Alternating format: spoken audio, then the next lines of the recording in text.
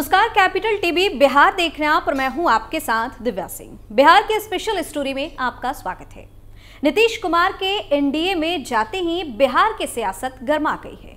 महागठबंधन में शामिल सभी दल अब मुख्यमंत्री नीतीश कुमार पर हमलावर हो गए हैं, लेकिन इन सब के बीच एक बात सामने आ रही है कि एनडीए में शामिल होने के बाद नीतीश कुमार को किस तरह के फायदे मिलेंगे। क्या नीतीश कुमार फिर से अपने पुराने फॉर्म में आ पाएंगे?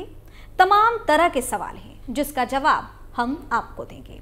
साथ ही बताएंगे कि झारखंड के बाद अब बिहार के विधायक क्यों पहुंचे हैदराबाद और कैसे सत्ता परिवर्तन के बाद आर पार के मूड में है लालू की पार्टी। एनडीए में नीतीश कुमार को होंगे कई फायदे। पुराने फॉर्म में वापस लौटने की तैयारी तेज। बिहार कांग्रेस के विधायक पहुंचे हैदराबाद। सत्ता परिवर्तन के बाद आर पार के मूड में लालू। बिहार में एनडीए की नई सरकार बनी है, जिसके बाद से कई तरह की चर्चाएं शुरू हो गई हैं। इन सब के बीच कहा जा रहा है कि नीतीश कुमार का इस बार पलटी मारकर बीजेपी के साथ जाना फायदेमंद रहने वाला है, लेकिन ये चीज महागठबंधन को नुकसान पहुंचा सकता है। बिहार के मुख्यमंत्री नीतीश कुमार ने एनडीए के साथ हाथ मिला लिया। एनडीए में उनके जाने के बाद कई चुनावी समीकरण ध्वस्त होते दिख रहे हैं। नीतीश कुमार के जाने से महागठबंधन को कहीं ना कहीं नुकसान होता दिख रहा है। वहीं भाजपा को इससे जरूर फायदा मिलने वाला है, लेकिन इन सब के बीच सवाल उठ रहा है कि एनडीए में जाने के बाद नीतीश कुमार को कौन सा फायदा होने वाला है। तो चलिए आपको एक एक कर बताते हैं कि एनडीए में जाने के बाद नीतीश कुमार को किस तरह का फायदा मिलने वाला है। सबसे पहली बात, एनडीए में जाने से नीतीश कुमार को महागठबंधन की तुलना में लोकसभा में ज्यादा सीटों पर जीत मिल सकती है, क्योंकि राम मंदिर की लहर में अभी जेडीयू को भाजपा की वजह से सीटों का फायदा होना तय है। 22 जनवरी को अयोध्या में हुए रामलला की प्राण प्रतिष्ठा से देश में एक अलग ही उत्साह देखने को मिल रहा है। पीएम मोदी और बीजेपी से लोग बहुत ज्यादा कनेक्ट होने लगे हैं, तो जाहिर सी बात है अगर इनके साथ कोई और पार्टी आती है तो इसका फायदा उसे भी होगा। ऐसे में माना जा रहा है कि नीतीश कुमार को फायदा हो सकता है। अब दूसरी बात, विधानसभा चुनाव में भी पहले की तुलना में अधिक सीटों पर फायदा मिलेगा, क्योंकि चिराग पासवान को हर संभव मनाने की कोशिश की जाएगी कि वह विधानसभा चुनाव में अलग न लड़े, क्योंकि चिराग पासवान की वजह से पिछली बार जेडीयू को विधानसभा में सीटों का नुकसान उठाना पड़ा था। लेकिन इस बार मोदी के हनुमान को मनाने की भरपूर कोशिश होगी, और अगर पीएम मोदी ने कोई बात चिराग पासवान से कह दी तो उसको काटना उनके लिए बहुत मुश्किल है।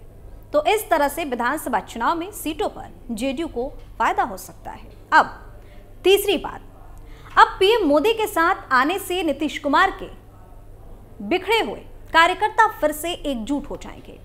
वहीं वह दबाव से मुक्त होकर कानून व्यवस्था को संभालने का काम करेंगे। यानी जो कार्यकर्ता नीतीश कुमार से नाराज होकर बीजेपी के साथ चले गए थे, बीजेपी के कामों से खुश होकर उनका दामन थाम लिया था, अब वो नीतीश कुमार का साथ भी देंगे।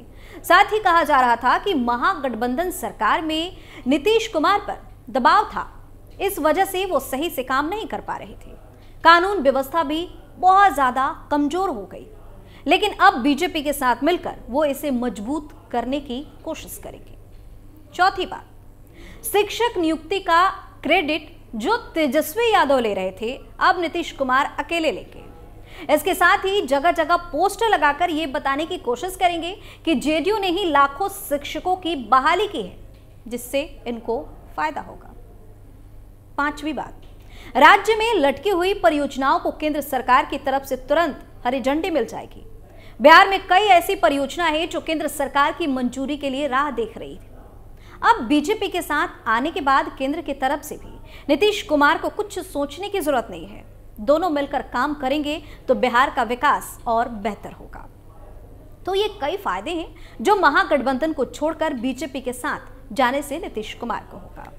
लेकिन इन सब के बीच कहा जा रहा है कि नीतीश कुमार के एनडीए में आ जाने से चिराग पासवान और उपेंद्र कुशवाहा को सीटों से समझौता करना पड़ सकता है। हो सकता है कि इन दोनों को 1-2 राज्यसभा सीटें देकर लोकसभा में सीटों को मैनेज करने की कोशिश की जाए ताकि गठबंधन में समन्वय बना रहे और नीतीश कुमार फिर से नाराज ना हो। खैर, ये तो देखने वाली बात होगी, क्योंकि बीजेपी अपने साथ जुड़े किसी भी राजनीतिक दल को निराश नहीं करना चाहती। इस स्टोरी में अब आपको बताते हैं कि कैसे सरकार बदलने के बाद लालू की पार्टी नीतीश कुमार से आर पार के मूड में है। दरअसल भाजपा और उसकी सहयोगी दलों ने बिहार की जनता के साथ विश्वास मत हासिल करना है। बिहार की जनता एनडीए को माफ नहीं करेगी। लोकसभा चुनाव में चंपारण से एनडीए का सुपड़ा साफ होगा। विगत 17 साल में बिहार में जितना विकास नहीं हुआ था, उतना विकास तेजस्वी यादव के नेतृत्व में 17 महीने में ही हो गया है। ये बातें राजद नेता राजन जायसवाल ने कही है। उन्होंने कहा कि एनडीए मंदिर मस्जिद की बात करती है, जबकि राजद युवाओं को रोजगार देने पर विश्वास करती है। महागठबंधन की सरकार में लाखों युवाओं को रोजगार मिला है। कई लोगों के मानदेय में बढ़ोतरी हुई है।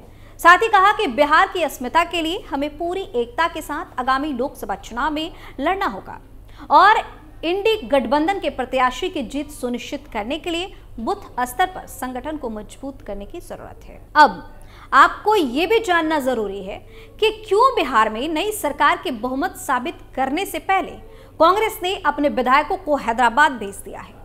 बता दें कि बिहार में नीतीश कुमार को 12 फरवरी को विधानसभा में बहुमत साबित करना है, लेकिन इस शक्ति परीक्षण से पहले बिहार कांग्रेस के विधायक हैदराबाद के लिए रवाना हो गए हैं। विधायकों के टूटने की आशंका के चलते उन्हें हैदराबाद भेजा जा रहा है। दरअसल 2 दिन पहले ही दिल्ली में प्रदेश के कांग्रेस विधायकों की एक अहम बैठक हुई थी। इसमें 19 विधायकों में से 17 विधायक शामिल हुए थे और अब बिहार कांग्रेस के 16 विधायक हैदराबाद पहुंच गए हैं। बताया जा रहा है कि बाकी 3 विधायक बाद में पहुंचेंगे। दरअसल नीतीश सरकार के पास बहुमत से ज्यादा 6 विधायक हैं, लेकिन तेजस्वी यादव ने सत्ता के उलटफेर के बाद कहा था कि खेला अभी बाकी है। उनके इस बयान के बाद कई तरह की अटकलें लगाई जाने लगी है, लेकिन जिस तरह से कांग्रेस ने अपने विधायकों को छिपाना शुरू कर दिया है, उसके बाद बीजेपी की तरफ से इस पर जमकर चुटकी ली गई है। हैदराबाद में कांग्रेस के सभी विधायकों और नेताओं ने फोटो सेशन भी किया। कांग्रेस विधायकों को हैदराबाद लाए जाने पर बिहार के उप मुख्यमंत्री सम्राट चौधरी ने चुटकी लेते हुए कहा कि घुमाने के लिए लेके हैं, घुमाने दीजिए। दिल्ली आए थे, अब इनको हैदराबाद ले जा रहे तो अच्छी बात है। उन्होंने कहा कि विधायक घूमेंगे और नवाबों के शहर को देखेंगे। हमारे पास 128 विधायक हैं, तो हमें इनकी जरूरत नहीं है। हमें कांग्रेस और राजद का समर्थन नहीं चाहिए, हमें जनता का समर्थन चाहिए। जनता के बल पर एनडीए की सरकार 2020 में बनी है। ये बीच में चोरी करने के लिए कुछ लोग आए थे, तो सबका इलाज होगा। वहीं हैदराबाद पहुंचने के बाद मीडिया से बातचीत करते हुए बिहार कांग्रेस अध्यक्ष अखिलेश सिंह ने कहा कि नई सरकार बनी है, हम सभी यहाँ के मुख्यमंत्री से मिलने पहुंचे हैं, मुख्यमंत्री से मिलेंगे और उन्हें बधाई देंगे। दरअसल कांग्रेस को अपने विधायकों के टूटने का लगातार डर सता रहा है। बिहार में सत्ता परिवर्तन होने के बाद ही कांग्रेस में लगातार टूट की खबरें आ रही हैं। इससे पहले कांग्रेस ने अपनी पार्टी को बचाने के लिए छत्तीसगढ़ के पूर्व सीएम भूपेश बघेल को बिहार भेजा था। 29, 30 और 31 जनवरी को कांग्रेसी विधायकों को राहुल गांधी के बिहार में भारत जोड़ो न्याय यात्रा के बहाने पूर्णिया में रोका गया था। उसके बाद उन्हें झारखंड जाने को कहा गया, फिर दिल्ली बुलाया गया और अब इन्हें हैदराबाद भेज दिया गया। बिहार की स्पेशल स्टोरी में फिलहाल के लिए इतना ही। आप अपनी राय हमें कमेंट करके जरूर बताएं और देखते रहिए कैपिटल टीवी बिहार। नमस्कार।